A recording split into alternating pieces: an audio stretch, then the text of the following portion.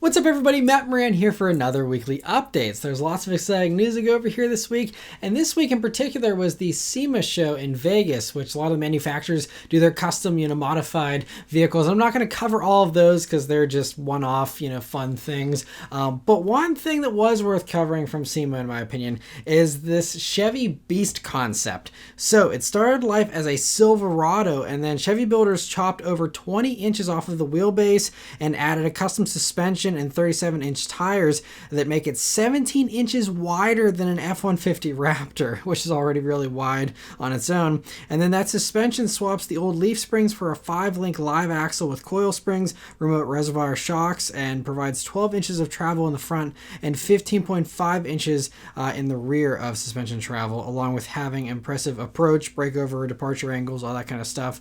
To add to the craziness, though, they even tossed in the LT4 supercharged V8 to give the Beast 650 horsepower. It runs through the ZL1's 10-speed automatic, but they managed to put the power through a transfer case for 4-wheel drive and even a low range. On top of that, it has impressive 6-piston Brembo brakes up front to stop it, along with a custom safety cage. But unfortunately, this is only for this show.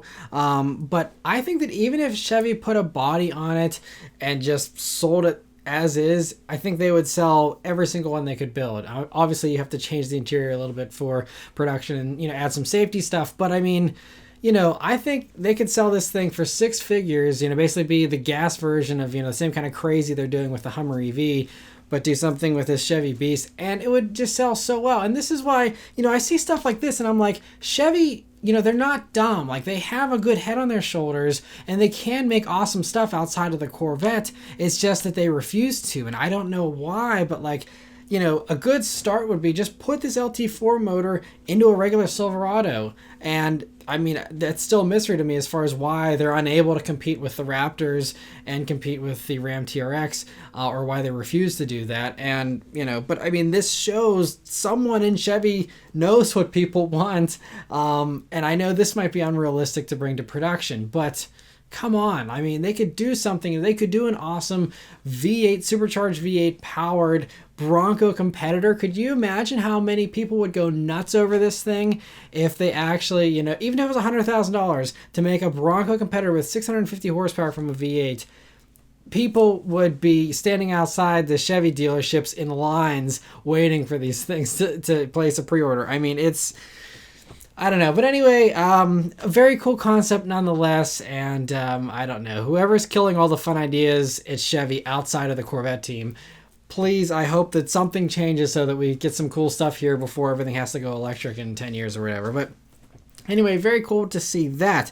For some production truck news, Ford has once again teased the Ranger, the next generation of the Ranger here, along with announcing it's going to get a reveal on November 24th in Australia. And so this reveal will be for the Australian market, so US-specific stuff might be slightly different, but at least we'll get to see what it looks like. And as you can see, it's going to have a lot of inspiration from the F-150 and the Maverick and kind of blend the two, it seems, especially in the grille area there. It looks like it's going to be similar to the Maverick, but have headlights, inspired by the F-150 there. And it's shaping up to be pretty promising. We've heard there's going to be a Raptor version as well that will most likely actually come to the States this time and stuff. And so yeah, very interesting to see those little teasers, and we'll get more info here in a few weeks.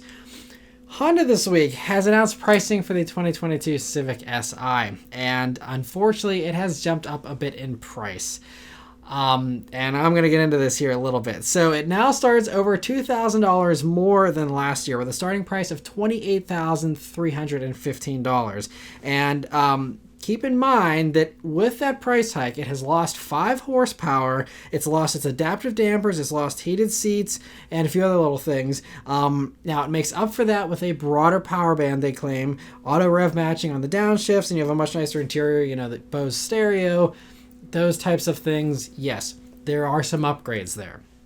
But I was hoping that would be an even trade, that you would, you're losing out on a little bit of power, you're losing out on some nice features there with the dampers and, the heated seats, but, you make up for it with the Bose stuff and you call it even and still stays $26,000. Instead, no, it's almost $28,500.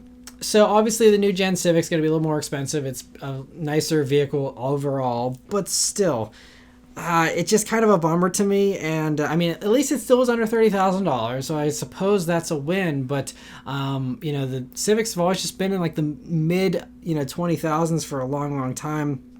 Now, what you're looking at is a fully loaded Civic Si at that price point. There is no trim levels or anything like that. There's just the one trim. The only option you can get is summer tires for like $200. Aside from that, they're all the same. So at least, it's not like with options it's going to be well over 30 or anything. You're really going to get it at 28,500, but still, just it's unfortunate. And honestly, it makes the $25,000 Forte GT and like the Elantra N line that I just reviewed, those at 25 grand, it's a little bit of an easier decision now, honestly, because they were competitive already with even a $26,500 Civic Si, but now at 28.5 almost. The Hyundai and the Kia, if you can live with that aluminum slip diff, they seem to make a lot more sense now. And I'm sure Hyundai was jumping for joy whenever they saw the Civic Si pricing here. It's also worth noting, just to remind everyone, for just a few $1,000s more, you can get a way faster brand new Volkswagen GTI generation. You can also get a Veloster N with way more horsepower. I mean, we're talking 70 more horsepower in a sport compact for, $2,000 or $4,000 more. It's kind of crazy that we'll see if they actually sell them at this price or not. But even the Elantra N, which is coming, Hyundai seems to get what people want, that people want more than 200 horsepower, that people want the tech, but they want something that's still affordable. They want, the loud exhaust, which the Civic won't have. The Elantra N will. We don't know pricing for Elantra N yet, but it will most likely be low 30s once again, just like the Veloster is. I can't see, unless you're really penny pinching and you don't care about the extra power, I don't see why anyone would go for a Civic Si over an Elantra N, unless you just hate the styling and you can't get past it. But all the other stuff should outweigh with the Elantra N to make it, the better buy, I'm sure. And we don't know pricing for the new WRX yet, but that is another one worth bringing up here, that, with the WRX most likely also landing, maybe just under 30,000, maybe it'll be more, who knows, but historically, it shouldn't jump too much. If you're getting a vehicle for roughly the same price with all-wheel drive and, again, another 60 or more horsepower, I mean, yes, you got to live with the rough styling on the new WRX, but if you can get past the styling, again, it's just, I don't see the value here with this new Civic Si when they price it this high. I mean, it's a great vehicle in a vacuum. I like the Civic Si a lot for this new generation from what I can tell so far. I'm sure it'll drive great. But, this there's still a lot of competition in this segment, and this just seems like too big of a jump in my opinion. So anyway, interesting to see that. And so after that disappointing news, I've decided to pour myself a drink here. So got my whiskey back out. And that's not the end of the disappointing news this week. So this will help us with the next story as well, because there's yet another sport compact that has now been priced to be even more expensive and out of the reach of many enthusiasts. Bourbon certainly helps. So anyway, the other most disappointing thing here this week is that Volkswagen has revealed pricing for the Jetta GLI this week. And we already knew the price was going to be going up because they were dropping the base trim of the GLI for some reason for 2022. I guess Volkswagen's convinced that everybody that wants a sport compact wants to pay well over $30,000 and wants every single bell and whistle. Same thing with the Civic Si. I don't know how many people actually care about a Bose stereo in a Civic Si. I'm sure there's some people, like, I would appreciate it, but I just feel like there are a decent amount of people that just want a bare bones sport compact still. Maybe I'm wrong, but anyway, Volkswagen has decided to drop the base trim. So we already knew that was coming, but now we have the actual pricing here for the GLI. And the price of entry to get into a GLI now has gone up about $5,000. So they now start at $31,950, including destination, for the manual, $32,790 for the automatic. And again, it's an Autobahn trim, so basically it comes fully loaded at that price point. But you're still talking about, a vehicle that's, now you're basically at Veloster N pricing. And again, Elantra N will most likely also be around that same price. And those have 50 more horsepower over even the GLI here. So, I mean, they're just pricing themselves out of competitiveness here. It's like everyone is actually handing the ball over to Subaru and Hyundai to be like, here you go, you won.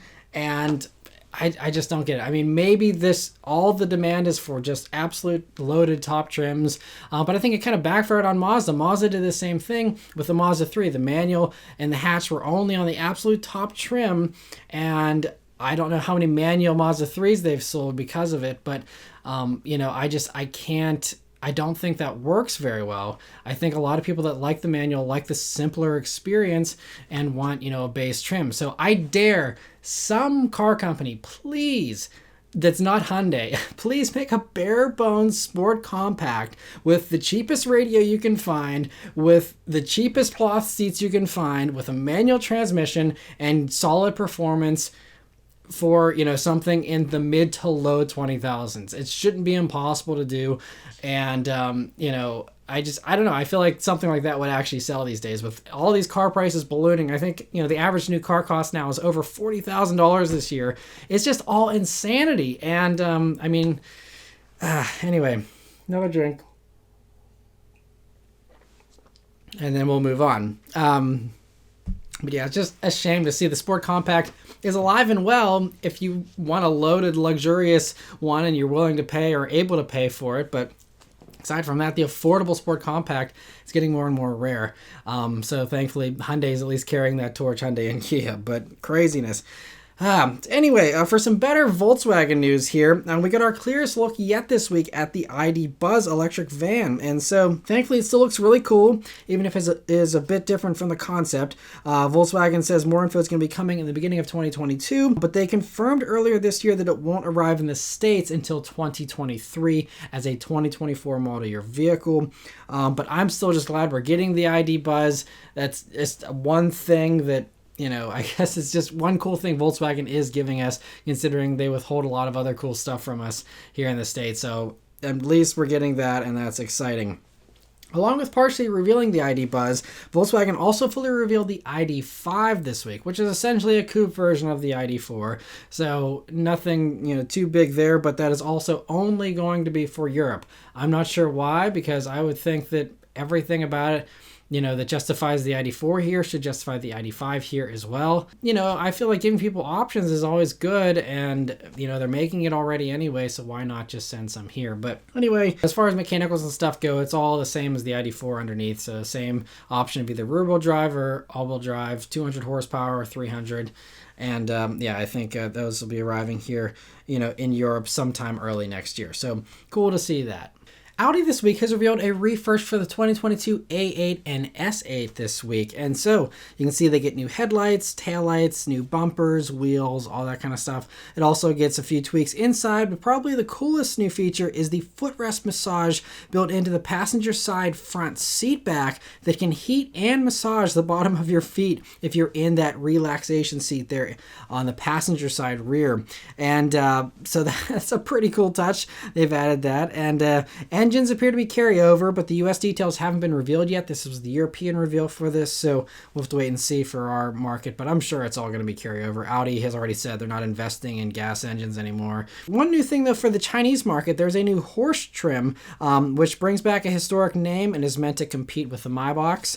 And so it's about 5 inches longer than a regular A8L, along with getting unique badges, grille, rear light signature, and two-tone paint on the outside. But strangely, they provided no pictures of the horse aside from the badge on the fender, and that's basically it. So we'll have to use our imagination about how that looks, which is strange because Audi provides hundreds of pictures with their reveals. They're really good about that. Lots of video and stuff, but strangely, nothing on this horse. Inside, it gets diamond quilted seats, deep pile carpets, and a larger panoramic roof, in addition to, again, that 5 inches of extra length to make it more luxurious there in the back. And so all A8s will be arriving in Europe in December, but no word on when we'll be getting them here in the States. Mini this week has also partially revealed the new Cooper here. So they showed it off in camo, but it looks pretty much production ready, which is kind of surprising considering Mini officially has said it wouldn't arrive until 2023.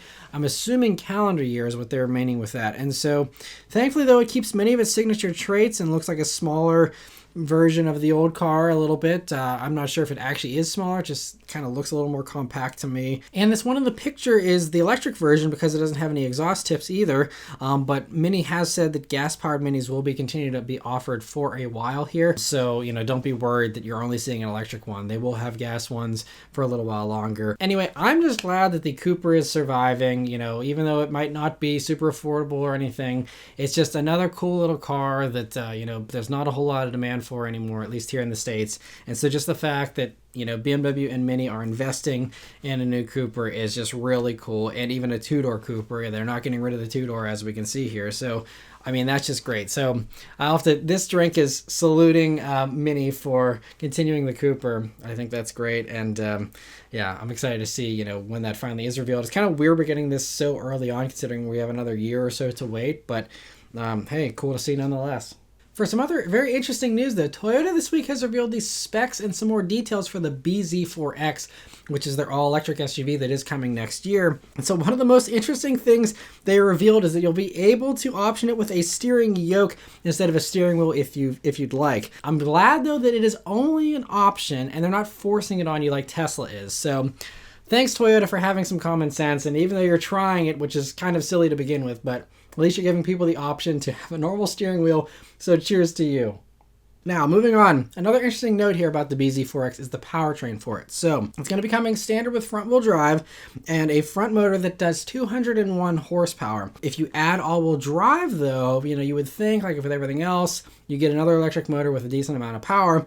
But this rear motor, if you go for the BZ4X, only gives you an extra 13 horsepower with a tiny little motor on the back. So it almost kind of sounds like the E all-wheel drive system you got in like the Prius all-wheel drive and stuff like that, where and I think it might even be like the same as like what you get in a RAV4 hybrid, where it's like basically a front-wheel drive vehicle that has a little motor so that it moves the rear wheels to get you out of a jam at low speeds, and then it's pretty much useless once you're at higher speeds. That kind of seems to be the way this is playing out. And because it doesn't have much power and the fact that it's like over 4,200 pounds, 0 to 60 is 8.4 seconds for the front wheel drive version they are claiming, 7.7 seconds with all wheel drive, which honestly I'm kind of surprised that just, adding that little bit of extra propulsion to the back gives you a drop of over half a second of the 0 to 60 time. So maybe that 13 horsepower motor is a little more powerful than they're leading on. But anyway, yeah, that's... it's, one of the slowest EVs out there, it sounds like it's going to be. But, I think that there's also a space for this. Everything that's electric doesn't have to be insanely fast. And everyone's perfectly happy with the normal RAV4, which has 200 horsepower. So why you need more than 200 horsepower in an electric RAV4, essentially? You don't really need it, So I'm actually very curious to see how this does for Toyota. I think this might be the more sensible approach to electric vehicles for the masses.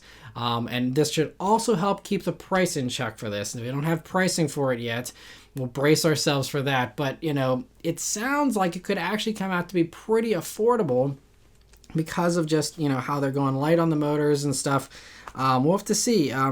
If you are someone who's hoping that they would do more power in this, it sounds like Lexus, there was a teaser a while back where they were testing a 400 horsepower combo of two like dual motors where they actually put that same front motor in the back. I think the Lexus will get that most likely, give you your 400 horsepower, and that will, obviously you have to pay a premium for it because it's the Lexus, but also because of the extra power. But I think that's where you're going to find your 400 horsepower, Toyota engineered electric vehicle in the future. But sounds like at least the Toyota version should have really good range, though, because it's going to be running a 71.4 kilowatt hour battery, which isn't massive these days. For example, that XC40 Recharge that I just reviewed this week, that actually has a 75 kilowatt hour battery. Volvo only manages to do 228 miles, and Toyota here at least is claiming, now again, that Volvo had all-wheel drive, but Toyota here for the front-wheel drive one, they're claiming 310 miles of range here for the BZ4X.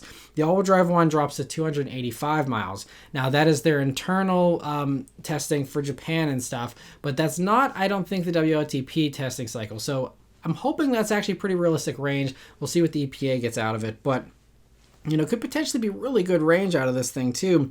And on a 150 kilowatt charger, it can get an 80% charge in 30 minutes, they say. The inside's also pretty interesting. Outside of that steering wheel, you see there's gauges mounted very high on the dashboard there, a heat pump for better range in the winter, which is great.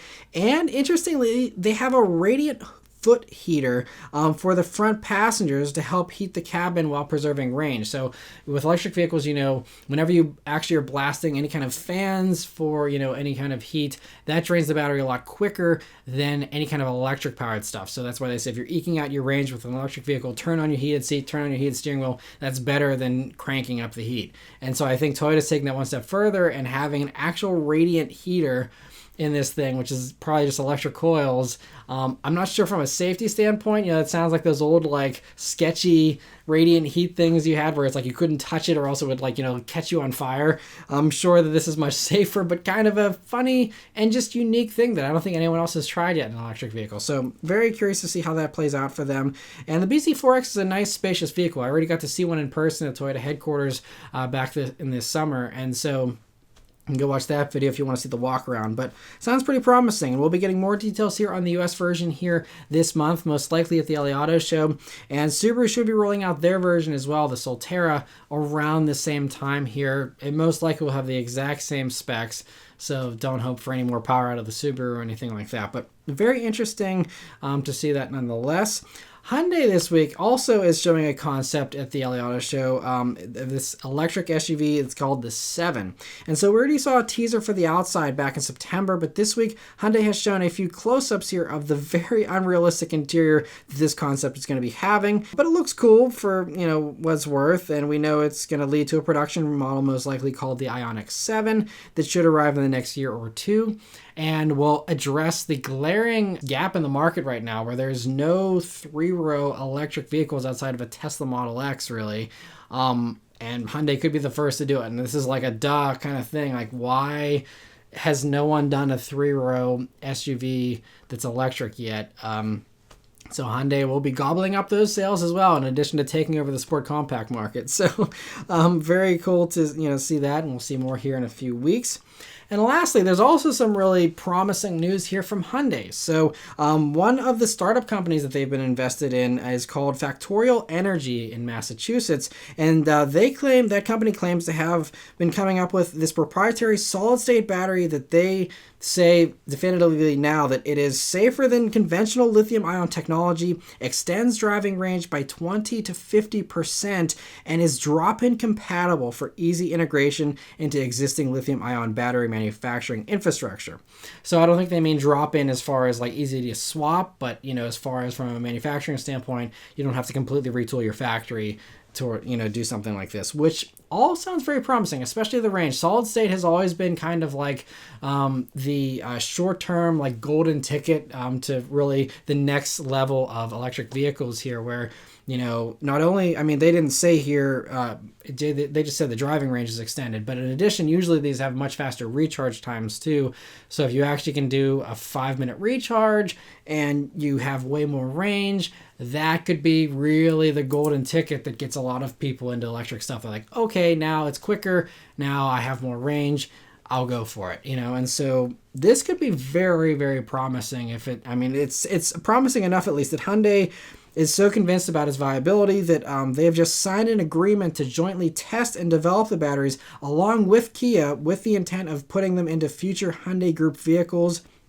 And they also, in addition, made an additional strategic investment in Factorial Energy. So they're like, here's more money, we're doing this. And so, this has been kind of a space race of sorts with these solid-state batteries. We know that Honda and GM are also partnered up to work on trying to figure this out. Toyota's been working on it for a while, a bunch of other companies. Toyota actually, I think, was one of the first to start working on this. We haven't heard anything about their solid-state batteries since.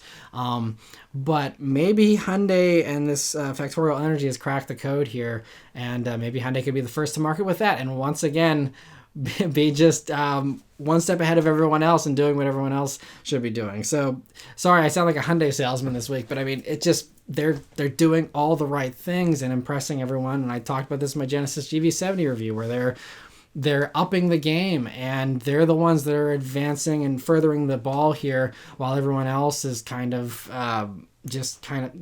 maintaining the status quo. And Hyundai seems to be the one that are coming out swinging these days. So very exciting to see all that. That's it for all the news this week, guys. Let me know your thoughts on all this stuff in the comments below. Thank you guys very much for watching. I hope you have a safe and happy weekend, and I'll see you guys on the next one. Take care, and cheers.